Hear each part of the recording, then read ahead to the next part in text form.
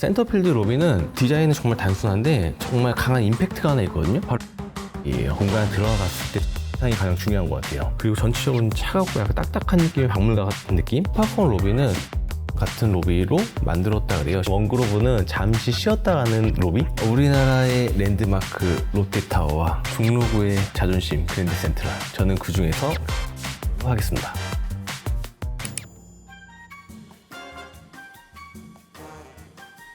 안녕하세요. 오늘도 남해에사로 출근합니다. 퍼플식스 본관 디자인팀 이상진입니다. 만나서 반갑습니다. 자, 제가 저번 미국 오피스 월드컵에 이어서 이번에는 좀 더 새롭고 신선하게 한국의 대표적인 프라임 오피스 8곳을 가져왔습니다. 프라임 오피스라고 말하는 기준은 연면적 1만 평 이상의 대지를 갖고 있는 곳이라고 이야기하고 있습니다. 프라임 오피스는 어떻게 보면은 한 건물 안에 정말 다양한 입지사들이 있잖아요. 그 입지사를 대표할 수 있는 로비는 과연 어떤 모습일까 좀 의문점이 들었어요. 그 로비라는 공간에 들어갔을 때 첫 인상이 가장 중요한 것 같아요. 그 강렬함이 계속 지속적으로 끝까지 유지되는가. 두 번째, 프라임 오피스는 거의 평균적으로 모든 건물들이 2.8m의 높이를 갖고 있습니다. 그 높은 층고를 활용해서 디자인을 어떻게 하였는가에 대한 전체적인 통일성을 조금 보고 싶고요. 그 다음에 자연 채광을 얼마나 활용하느냐. 근데 어두운 마감재를 사용을 할지언정 기본적으로 사람이 느끼는 톤은 밝아야 된다. 어떻게 보면 로비는 두 가지로 정리할 수 있을 것 같아요. 머무르는 공간이 될 것인가, 지나가는 공간이 될 것인가.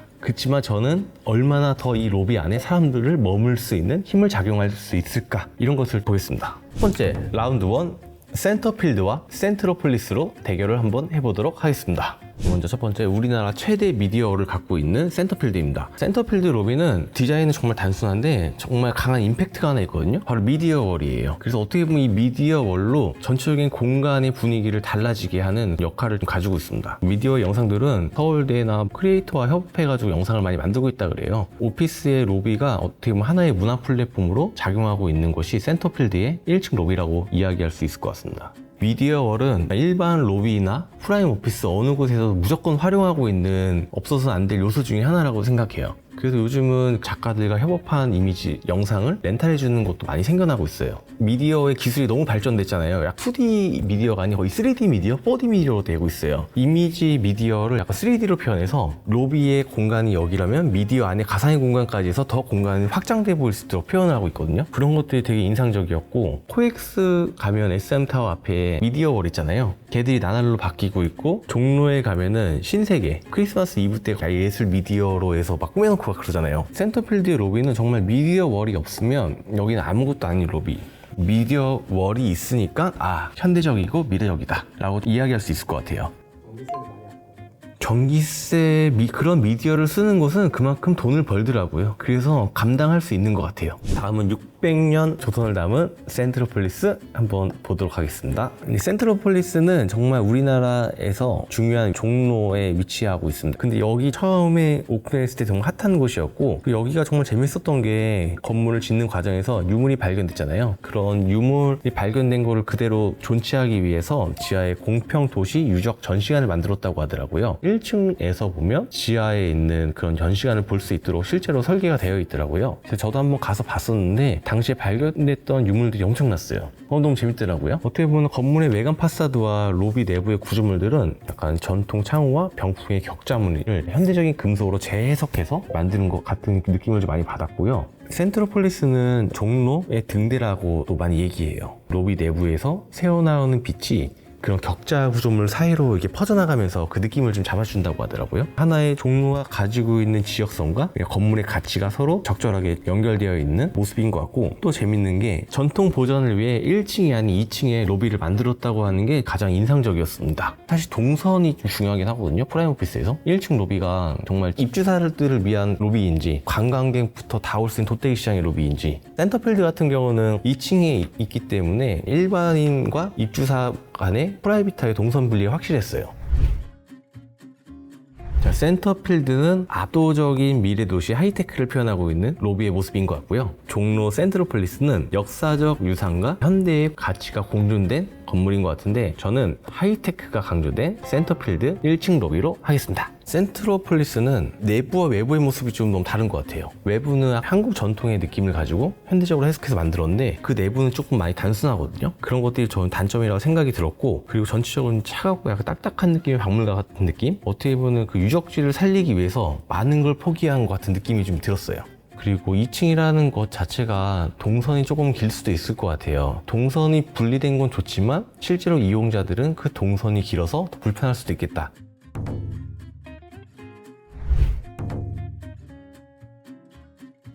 라운드 2, 여러분들 아마 다 여기 한 번씩 가보셨을 거예요. 파크원. 처음에 여기 건물 생길 때 사람들이 참 많은 얘기를 했어요. 빨간색이 웬 말이냐, 파란색이 웬 말이냐. 근데 다 의미가 있더라고요. 파크원 로비는 사진으로 보면은 미술관 같은 로비로 만들었다 그래요. 실제로 그 안에 여러 작가들의 작품들이 많이 전시되어 있거든요. 근데 저는 사실 거기까지는 너무 좋은데, 로비 안에서 센 파란색 벽은 정말 조심스러워야 되는 게, 여름에는 좋아요. 차갑고 약간 시원한 느낌을 줄 수 있지만 겨울에는 사람이 약간 차가워지고 기온이 떨어지는 것 같은 느낌? 그러니까 우리나라는 어차피 사계절이기 때문에 컬러를 정할 때도 그 의미를 좀 더 생각해보고 적용이 되어야 한다고 생각이 됩니다. 하지만 파란색을 쓴 이유는 있어요. 파크원 앞에 한강이 있잖아요. 그 한강에 물의 흐름을 담아서 파란색을 넣었다고 하더라고요. 파크원 외관도 빨간색이잖아요. 파크원에서의 상징성은 붉은색인데, 붉은색은 한국 전통에서 볼 수 있는 단청을 모티브로 만들었다고 하더라고요. 현대적인 강철물에 약간 붉은색을 입혀서 한국적인 생동감을 더 표현하였고, 빨간색과 정반대되는 파란색을 사용해서 로비의 못을 만들었고, 그치만 저는 약간 이런 파란색이 너무 센 것 같아서 이질감이 조금 들고요. 근데 여기가 조금 유일하게 디테일이 조금 떨어지는 곳? 사실 자세히 보면은 천정에 쓴 마감재를 좀 유심히 좀 봤었거든요. 왜냐면 높은 층구면 소음도 이렇게 퍼지면서 많이 울리잖아요. 그치, 많은 오피스에서도 그렇게 울리지만 천정에 흡음재를 많이 안 쓰고 있어요. 근데 파크원 로비는 천정에 흡음재를 사용했어요. 그래서 굳이 여기 흡음재를 왜 썼지? 더 뭔가 디자인적 요소를 넣을 수도 있고 연출할 수 있지 않을까? 그래서 어떻게 보면 약간 로비가 층고가 높은 하나의 오피스 같은 느낌인 것 같아서 기능이 좀 떨어지는 것 같다. 정말 여의도라는 이 핵심 땅의 정말 핫한 건물의 로비인데 그러게 조금 아쉬웠던 것 같아요.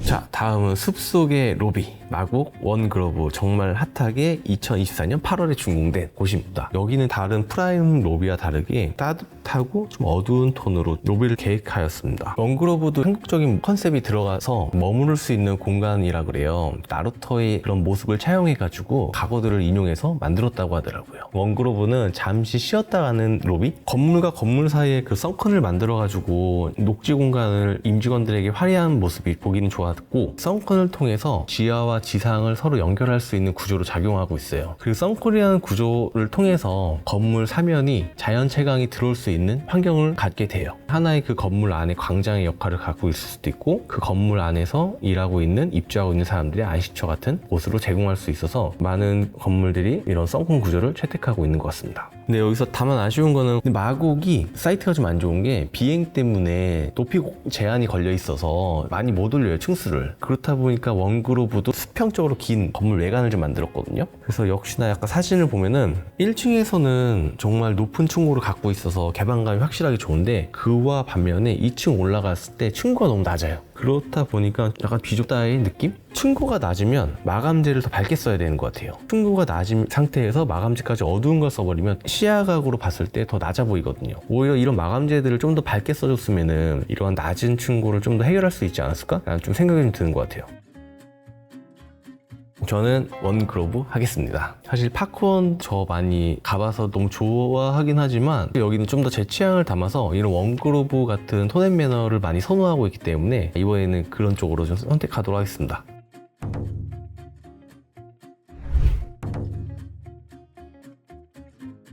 파르나스 보시면은 정말 재밌게 볼 요소 중에 하나가 자연 채광을 적극적으로 들어오기 위해서 천정 부분을 개방성 있는 통유리 파사드로 지금 계획했어요. 뭐 비 올 때나 어두울 때나 낮을 때나 정말 이 공간 안에서 그 모습이 많이 바뀌거든요. 어느 날 날씨의 변화 때문에 이 안을 갔을 때 받아들이는 공간의 이미지는 많이 달라지는 것 같아요. 여기는 다른 프라임 오피스 로비에 비해 층고가 엄청 높아요. 1층 14m, 아트리움 26m의 높은 층고를 갖고 있어요. 있어요. 높은 층고를 한 이유는 각각의 기능들이 1층부터 4층까지 분포되어 있는 상태에서 자연 채광을 드리기 위해서 만들지 않았을까라는 생각이 사실 들거든요. 파르나스 타워가 지금 보시면은 벽면부터 바닥 다 트래버틴 석재로 지금 되어 있어요. 로비 만들 때 왜 대리석을 쓰냐? 대리석이라는 마감 자체는 건의와 신뢰를 나타내고 있어요. 고급성을 표현하기 위한 최고의 마감재라고 일단 이야기할 수 있고요. 그런 대리석 같은 석재 종류는 정말 패턴이 자연적이에요. 패턴을 연속성으로 무한으로 쓸 수 있는. 근데 원그로브 같은 경우는 벽면에도 석재를 썼지만 인조 패턴이었거든요. 왜냐면 동일한 텍스처가 그렇게 연속적으로 반복될 수는 없어요. 석재라는 게 텍스처의 이런 쉐입이나 이런 결을 만들 수 있고 그걸 입힐 수 있는 마감재가 석재인 것 같아요. 요즘은 그런 석재와 그와 상반되는 원목의 느낌을 좀 더 적절하게 섞어가지고 로비를 표현하고 있는 것 같습니다. 그래서 파르나스도 보면은 중간중간 보시면은 우드톤에 대비되는 느낌으로 좀 잡아주는 경우가 있어요. 파르나스는 어떻게 보면 약간 고급스럽고 자연 채광이 들어오면서 밝은 느낌을 보여주고 있는 반면에 D타워의 로비는 지하에 있다 보니까 그런 자연 채광의 모습은 아닌데 전체적인 공간의 느낌이 좀 고급스럽다고 느꼈거든요. 여기는 인더스트리얼 럭셔리 느낌? 그래서 저 이런 마감재 이런 톤앤 매너 너무 선호하고 실제로 설계할 때도 많이 쓰고 있거든요. 재밌는 게 어두운 마감재를 써도 전체로 봤을 땐 되게 밝은 느낌을 많이 받고 있어요. 한국의 패턴을 활용해서 격자 그리드를 활용한 천정 디자인도 볼 수 있고 벽을 보시면 우리나라의 기본 벽들은 어떻게 보면 쌓아가는 구조잖아요. 그런 것들을 좀 더 모티브로 활용해가지고 이런 작은 벽돌의 소재를 활용해서 하나의 덩어리를 만들어줘서 표현하는 모습들이 좀 좋았던 것 같아요.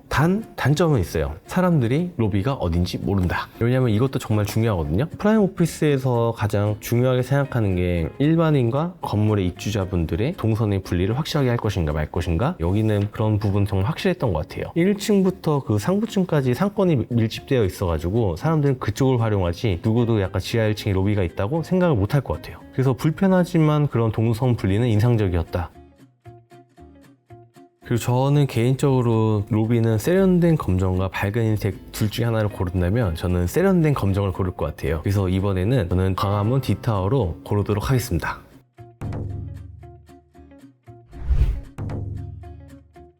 처음에 롯데타워가 생길 때 정말 많은 이야기가 있었거든요. 비행기가 가다가 롯데타워에 부딪히면 어떡하냐부터 시작해가지고 근데 실제로 짓고 나서 이제 그런 말은 쏙 들어갔죠. 어떻게 보면 우리나라의 대표적인 랜드마크로 이제 자리 잡고 있고 롯데타워의 외관이 보면은 붓의 형태를 모티브로 만들었다고 하더라고요. 1층 로비로 보시면 전통 처마를 모티브로 해서 로비의 곡선의 쉐입을 만들었고 저는 실제로 처음 봤을 때는 너무 좋았어요. 프라임 오피스 1층 같은 경우는 다른 곳보다 층고가 더 높다고 하더라고요. 저희가 휴먼 스케일이라고 있어요. 높아도 좋지만 일정 부분 더 이상 높아지면 좀 이질감과 거부감이 느끼는데 이 쉐입을 한번 막아주기 위한 필터링 작용으로 처마를 적용해서 그런 휴먼 스케일 안에 들어올 수 있게 디자인이 설계가 되어 있는 것 같아요. 2층에 서서 위를 바라봤을 때 그 곡선 때문에 층고의 높이가 이제 인식이 돼서 좀 안정적이고 약간 스케일감을 좀 더 줄여주고 분산시키기 위해서 쓰는 방식 중에 하나인데 그만큼 좀 더 자연스럽고 멋있는 공간? 저는 이거 나무를 쓸 때 처음에 봤었던 게 저 나무를 어떻게 저렇게 정밀하게 붙였지? 저 시공자가 누구지? 약간 이 생각을 먼저 했어요. 나무라는 우드 소재 마감재를 쓸 때는 사람들에게 약간 안정감을 주는 요소로 작용되고 있잖아요. 그래서 다른 데에 비해 전체적인 층고가 너무 높은 게 문제의 불안감을 나무라는 안정감인 요소로 상호작용할 수 있는 역할로 사용된 것 같아요. 단 들어가기 너무 힘들어요. 여기 한번 저 미팅 갔을 때 3단계 거쳐가지고 이렇게 건물로 갔었거든요.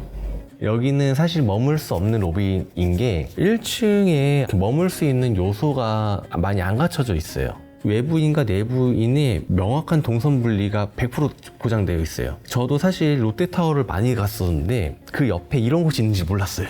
그만큼 철저하게 동선 분리를 시켜놨기 때문에 대신 로비 안에 그런 기능들이 없기 때문에 지나가는 공간의 역할인 것 같습니다. 깊이 있는 미니멀리즘 그랜드 센트럴 보겠습니다.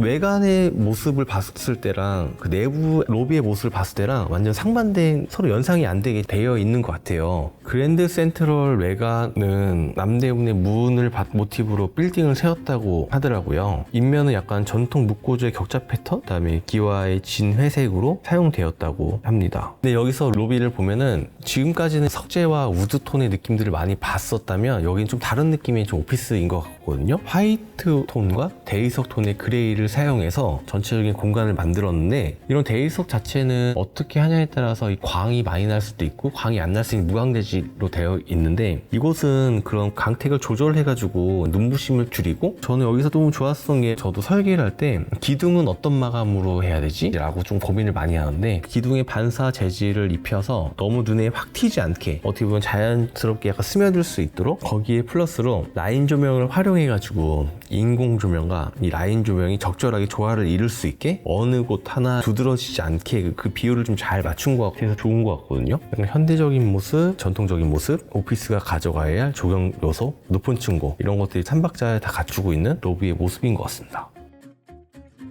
우리나라의 랜드마크 롯데타워와 종로구의 자존심 그랜드 센트럴, 저는 그 중에서 그랜드 센트럴로 하겠습니다. 로비에서 뭐 처마도 너무 좋은 디자인이지만 그랜드 센트럴이 갖고 있는 깊이 있는 미니멀리즘의 로비의 모습이 저는 좀 더 인상적이었던 것 같습니다.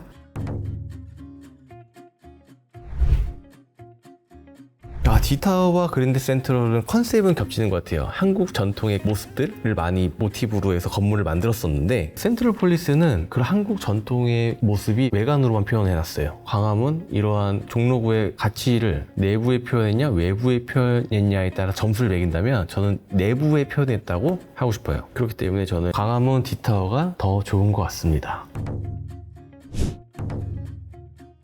압도적인 하이테크 미디어를 사용한 센터필드와 가장 최신에 생긴 선컨을 갖고 있는 원그로브, 둘 중에서 비교를 하면 저는 원그로브 하겠습니다. 센터필드도 처음에 갔을 때 너무 미디어가 갖고 있는 시너지와 그런 영상의 화려함에 대해서 몰입되고 압도감이 있었는데, 시간이 지나면 조금 질릴 것 같아요. 근데 똑같은 요소를 갖고 있을 때, 그러니까 미디어를 오래 보느냐 자연을 오래 보느냐에 따라서 저는 자연을 오래 보는 게 더 좋은 것 같거든요. 제가 요즘 회사에 스트레스가 좀 많아가지고요, 가끔 자연을 봐야지 힐링이 되더라고요.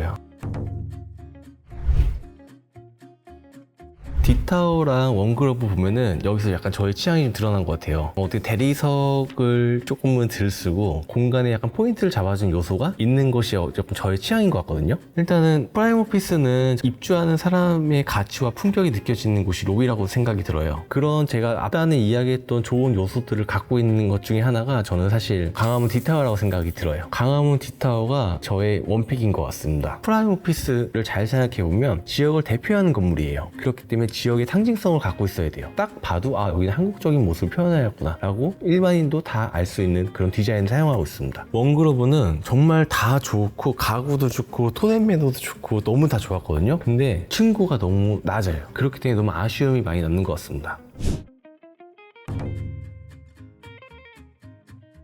8개의 프라임 오피스 봤을 때 모두 다 공통점이 있어요. 일단 첫 번째로 로비는 모두 다 높은 층고를 갖고 있다. 그 다음 프라임 오피스라는 게 그 지역성을 나타내는 곳이거든요. 그 지역성의 그런 컨셉을 공간이든 건물이든 어딘가에 꼭 담고 있는 것 같아요. 지금까지는 일반적인 건물 기업의 로비들만 많이 설계해 봤었어요. 이런 프라임 오피스를 실제로 설계할 수 있는 기회는 거의 없었거든요. 프라임 오피스는 정말 어떻게 생겼을까 너무 궁금하긴 했어요. 그래서 이렇게 비교하다 보니까는 결국은 프라임 오피스에도 그 공통점이 있는 것 같아요. 그 공통된 기본 조건을 잘 갖춰주고 그 안에서 사람들이 어떻게 이 공간 안에 머무를 수 있게 할 것인가를 잘 담는다면 정말 좋은 프라임 오피스가 될 것 같고, 저 또한 이번 계기를 통해서 좀 많은 공부를 좀 할 수 있었던 것 같습니다. 여러분이 생각하는 최고의 로비는 어디인가요? 국내 해외에 특이한 오피스가 있다면 댓글로 남겨주세요. 여러분의 남의 회사로 저희가 출근해 보겠습니다. 감사합니다.